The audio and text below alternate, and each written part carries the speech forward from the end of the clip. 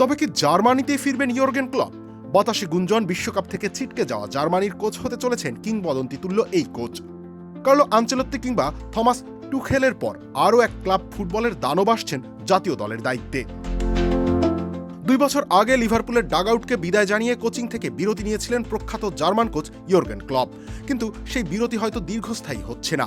চলতি বিশ্বকাপের রাউন্ড 32-এ প্যারাগুয়ের কাছে হেরে জার্মানি ছিটকে যাওয়ার পর দলটির খেলোয়াড়দের গুরু হওয়ার সম্ভাবনা আবারও আলোচনার কেন্দ্রবিন্দুতে নিয়ে এসেছে ক্লপকে। বর্তমানে দায়িত্বে থাকা জুলিয়ান নাগলসম্যান অবশ্য নিজের দায়িত্ব না ছাড়ার কথা জানালেও বিশ্বকাপ পরবর্তী মূল্যায়নের অংশ হিসেবে আগামী কয়েক সপ্তাহের মধ্যেই ফেডারেশন কোচিং স্টাফ নিয়ে চূড়ান্ত সিদ্ধান্তে পৌঁছাতে পারে। লিভারপুলে প্রায় 9 বছরের অধ্যায়ে ক্লপ শুধু শিরোপাই জেতেননি, আক্রমণাত্মক ফুটবল, তীব্র প্রেসিং এবং অনমনীয় মানসিকতার এক স্বতন্ত্র দর্শনও প্রতিষ্ঠা করেছিলেন। সেই দর্শন যদি আবার জার্মান জাতীয় দলের সঙ্গে যুক্ত হয়, তাহলে নতুন এক অধ্যায়ের সূচনা হতে পারে বলে মত বিশ্লেষকদের।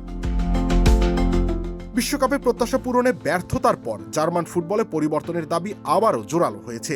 এমন সময় ক্লপের মতো অভিজ্ঞ ও অনুপ্রেরণাদায়ী কোচের নাম সামনে আসা সমর্থকদের কল্পনাকেও উস্কে দিচ্ছে। যদিও এখনো আনুষ্ঠানিক কোনো প্রস্তাব দেওয়া হয়নি, তবুও ফেডারেশনের সিদ্ধান্তের উপরে নির্ভর করছে পরবর্তী গল্পের মোড়।